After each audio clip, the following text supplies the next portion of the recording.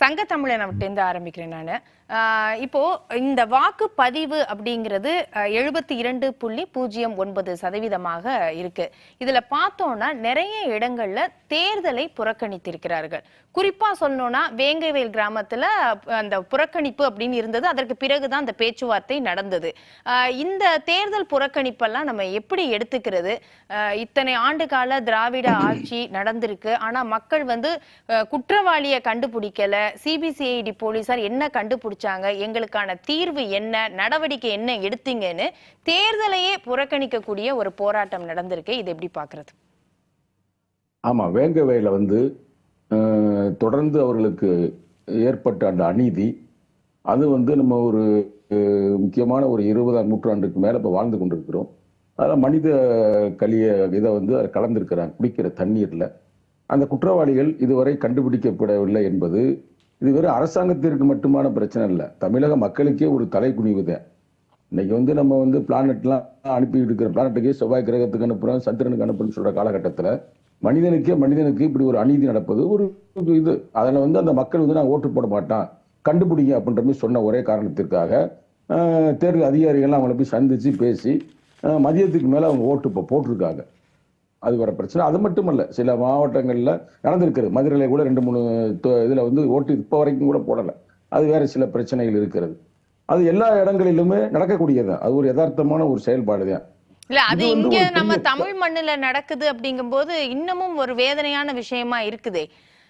கண்டுபிடிக்க முடியல குற்றவாளி அப்படிங்கும்போது இந்த அதிருப்தி எல்லாம் நமக்கு இந்த தேர்தல்ல எதிரொலிச்சிருக்குமா? அவங்க புறக்கணிச்சுட்டாங்க, ஆனா அந்த இம்பாக்ட் இருக்கும்ல மக்கள் கிட்ட. அப்ப ஆளும் அரசு மேல இருக்கக்கூடிய அந்த அதிருப்தி இந்த தேர்தல்ல அது பிரதிபலிச்சிருக்குமா? இல்ல, அதெல்லாம் பெரிய தாக்கத்தை உருவாக்கி இருக்காது. அது அப்படி ஒரு தாக்கத்தை உருவாக்கும் என்று எண்ணி இருந்தால் எல்லாரும் குரல் கொடுத்துருவோம். எனக்கு என்னமோ நீங்க மட்டும்தான் இப்ப குரல் கொடுத்துட்டு இருக்கிற மாதிரி தெரியுது வேங்கை மக்களுக்காக. ஆமா சார், இது சாதாரண விஷயமா? மனசாட்சி உள்ளவங்க எல்லாரும் குரல் கொடுக்கணும் சார். இதுக்கு சாதாரண விஷயமா? உங்களை பாராட்டுகிறேன். அதுதான் நெறியாளர் அவர்களை நான் பாராட்டுகிறேன். சரிங்களா? அனைவரும் பாராட்டுக்காக வேண்டாம், ஒரு மனித நேயமிக்க ஒவ்வொரு மனிதனும் கோவப்படக்கூடிய ஒரு விஷயமா அதை நம்ம பார்க்கணும். அரசியல் எல்லாம் தாண்டி நீதிமன்றமே 2-3 நாட்களுக்கு முன்னால் ஒரு நீதி வழங்கி இருக்கிறது. குறிப்பாக இன்னும் ஒரு 30 நாட்களுக்குள் இதை நீங்க இதற்கான தீர்வை வழங்க வேண்டும் அப்படின்ற மாதிரி கொடுத்திருக்கு. நிச்சயமாக வழங்குவார்கள் என்று நம்புகிறோம். அதற்காக நாங்கள் தொடர்ந்து போராடுவோம். உங்களை ஜனநாயக சக்திகள் தோழமை சக்தியில வைத்து நாங்கள் கூட்டணியில் இருந்தாலும் கூட தொடர்ந்து குரல் கொடுப்போம். அது வேற பிரச்சனை. அதுக்கு தேர்தலுக்கு எந்த பிரச்சனையும் இல்லை. இப்ப அரசியல் விமர்சகர் அண்ணன் கலை அவர்கள் தெளிவா பதிவு செய்தார்.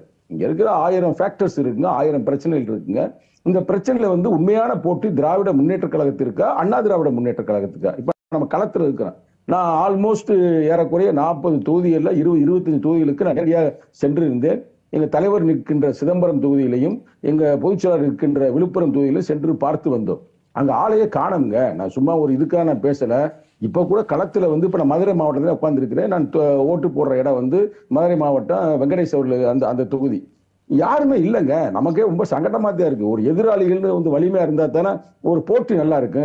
சும்மா அவங்க நிக்கிறாங்க, பிஜேபிக்கு பாமக சேர்ந்து நிக்கிறாங்களே தவிர எங்கேயும் பெரிய தாக்கத்தை உருவாக்கவில்லை. இதான் யதார்த்தம். நான் ஏற்கனவே உங்க தொலைக்காட்சியில நான் பதிவு செய்தேன்.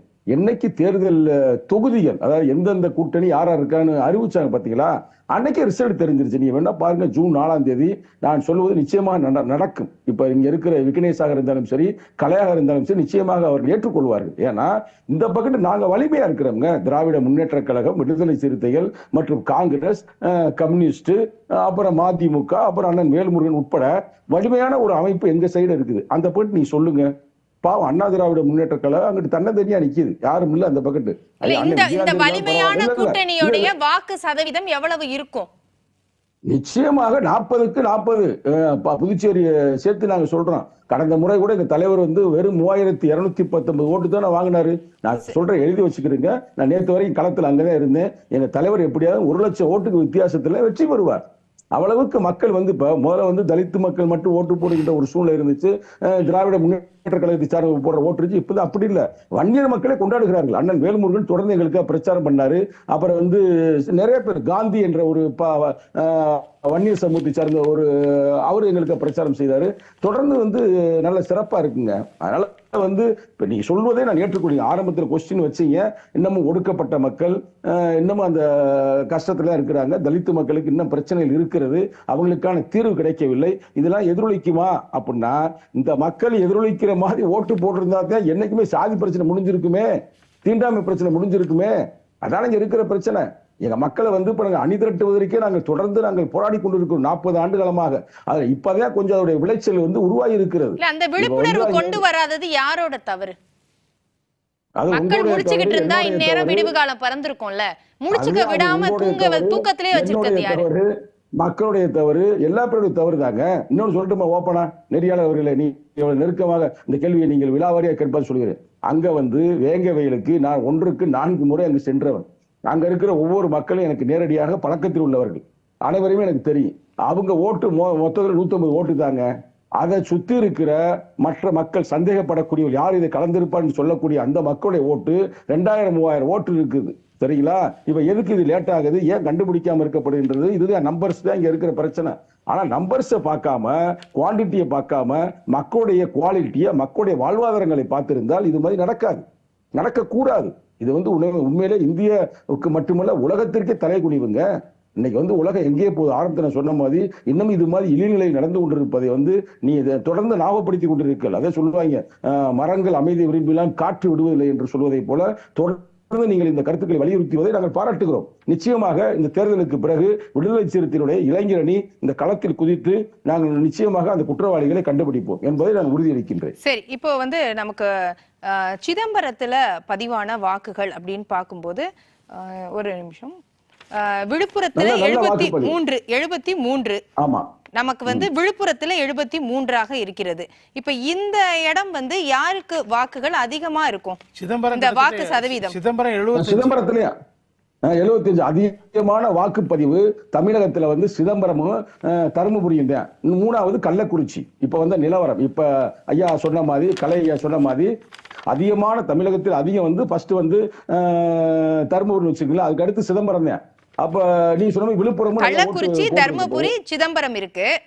சிதம்பரத்துல 75% இருக்கு.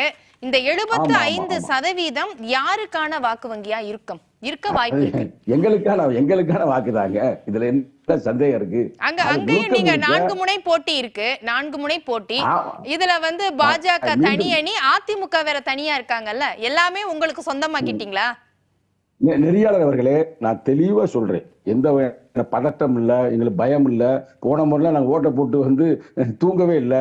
நானும் ஓட்டு போட மதுரைக்கே வரல, நான் ஃபுல்லா அங்கேயே இருந்தேன், எங்க சிதம்பரம் தொகுதியிலே இருந்தேன். இப்பெல்லாம் கூலா இருக்கிறேன். தலைவரை சொல்லிட்டாரு, நீ போய் மதுரை ஓட்டு போட்டு வாப்பா அப்படின்ட்டார். இளைஞர்கள் அமைதியா இருங்கப்பான்ட்டாரு. அந்த வயல வந்து ஓட்டு வந்து முழுக்க நான் சொல்றேன், எங்களுக்கு போட்டி அண்ணா திராவிட முன்னேற்ற கழகத்தையும் பிஜேபி ஆளே காணுங்க. நான் ஒண்ணு பதிவு பண்ணிடுறேன். நம்ம பைனான்ஸ் மினிஸ்டர் பேசிக்கிட்டு இருக்கும்போது நாங்க வந்து பார்த்தோம், கண்ணால பார்த்தோம், ஆளுநர் எந்திரிச்சு போயிட்டே இருக்கிறாங்க. அந்த மீட்டிங்ல வந்து பாமக கலந்துக்கிறல. ஏன்னா பாமகவுக்கும் பிஜேபிக்கும் தொண்டர்கள் மத்தியில் ஒரு கனெக்ஷன் இல்ல. மேல சேர்ந்திருக்கலாம், யாரு தலைவர்கள் சேர்ந்திருக்கலாமே ஒழிய கீழே வந்து யாருமே ஏற்றுக்கொள்ளவில்லை. அவர் கடைசி வரைக்கும் அண்ணா திராவிட முன்னேற்ற கழகத்தையே போவோம் அப்படின்னு இருந்தானா, இதெல்லாம் பயன்படுத்தி ஸ்ட்ராட்டஜியை உருவாக்கி நாங்கள் ஒரு சிறப்பாக பணியாற்றிருக்கோம். நீ சொன்ன மாதிரி சிதம்பரம், விழுப்புரம் நிச்சயமாக நல்ல ஓட்டுகளை பெற்று நாங்கள் இந்த முறை கட்சி அங்கீகாரம் பெறும். எங்கள் பானை சின்னம் வந்து நிரந்தரமாக இருக்கும்.